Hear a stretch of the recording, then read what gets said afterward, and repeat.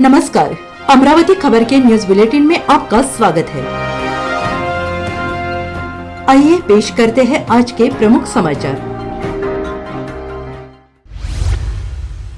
नागपुर में इन दिनों ट्रेनों में किन्नरों का आतंक जोरों पर है।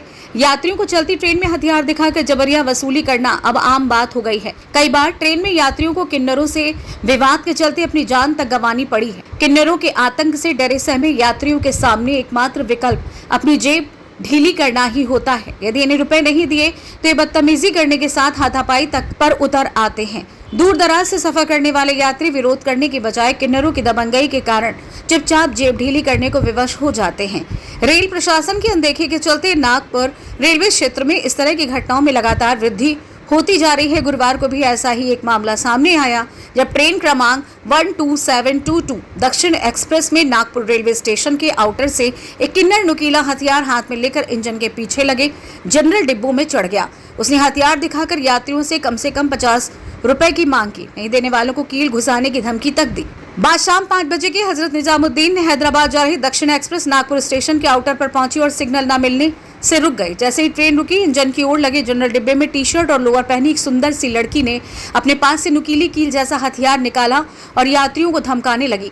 फटाफट 50 का निकालो, नहीं तो कील घुसा दूंगी। 50 के चक्कर में 5 करोड़ का नुकसान हो जाएगा। जो नहीं देगा उसकी खैर नहीं। इस तरह के शब्द सुनकर पूरे कोच में एकदम से अफरा तफरी का माहौल हो गया।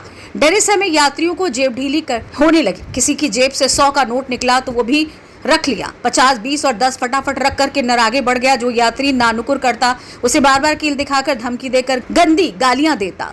करीब 7-8 मिनट तक चली इस गुंडागर्दी के दौरान इस किन्नर ने हजारों रुपए जमा कर लिए और इसके बाद वो दूसरे डिब्बे में गया जहां भी उसने यात्रियों को धमकाकर खुलेआम अवैध वसूली की। अवैध वसूली करने ट्रक में घुसी इस किन्नर रूपी लड़की के निशाने पर वे यात्री थे जो नागपुर स्टेशन पर न उतरने हुए लंबे सफर पर थे और सीट पर बैठे हुए थे। इनमें भी खासकर युवा यात्रियों से वसूली ज्यादा हो रही थी। जिन यात्रियों को उतरना था वे खड़े होकर स्टेशन पर ट्रेन लगने का इंतजार कर रहे थे। नागपुर के यात्रियों को इसलिए परेशान नहीं किया ताकि आगे कोई विवाद ना खड़ा हो जाए। सेंट्रल रेलवे की ट्रेनों में दूसरी समस्या अवैध वेंडरों की भी है। चाहे नागपुर से चलने वाली ट्रेन हो या नागपुर स्टेशन पहुंचने वाली ट्रेनें, खासकर उत्तर भारत से आने वाली ट्रेनों में अवैध वेंडरों की भरमार दिखाई देती है। संघमित्रा एक्सप्रेस, दक्षिण एक्सप्रेस, जीटी एक्सप्रेस जैसी ट्रेनों में कभी घड़ी पर्स बेचने के नाम पर कोई अपना धंधा करने आता है तो कभी समोसे, केले और संतरे बेचने के नाम पर कुछ वेंडर अवैध गुटखा पाउच लेकर महंगे दामों पर बेचते आसानी से देखे जा सकते हैं। इनमें महिलाएं भी शामिल होती हैं। भीड़ होने के बावजूद यात्रियों की परवाह किए बिना ये अवैध वेंडर बिना डर के मोटी कमाई करते हैं। चाहे किन्नर हो या अवैध वेंडर, इनके हौसले इतने बुलंद हैं कि ये लोग स्लीपर कोच को भी नहीं बख्शते। इनकी इस तरह खुलेआम वसूली और धंधा बिना किसी मिलीभगत के यहाँ नहीं हो सकता। इटारसी से लेकर वर्धा, बडनेरा और इधर बल्लाल शाह तक ट्रेनों में ये गोरख धंधा अब खूब फल फूल रहा है। जीआरपी, आरपीएफ की अनदेखी ट्रेन में चल रही है। इस अवैध वसूली व गुंडागर्दी को रोकने के लिए रेल प्रशासन की ओर से कोई सख्त कदम नहीं उठाया जाता।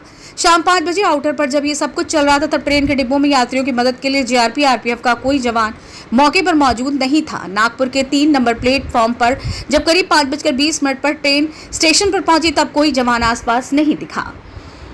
अमरावती खबर इस YouTube चैनल को लाइक करें, सब्सक्राइब करें तथा शेयर करें।